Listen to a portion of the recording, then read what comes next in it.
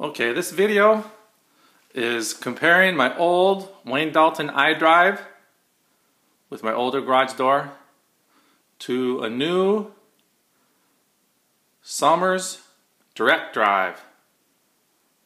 Very quiet, so we'll see what it's going to be like when it gets installed tomorrow. But this is the opening of the garage door with the iDrive. This iDrive was actually replaced. It's about 2 years old. I've had no issues with it, but these things are very problematic, so I just don't want to deal with it. So I'm replacing it.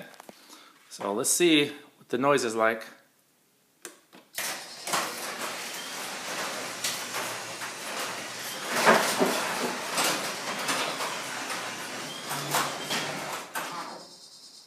Okay, that's open, of course.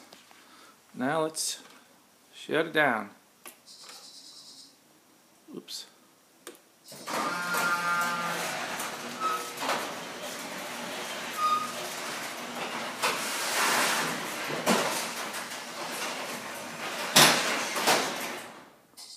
Okay, that's it. Next video will be the new Sommers 3/4 horsepower direct drive.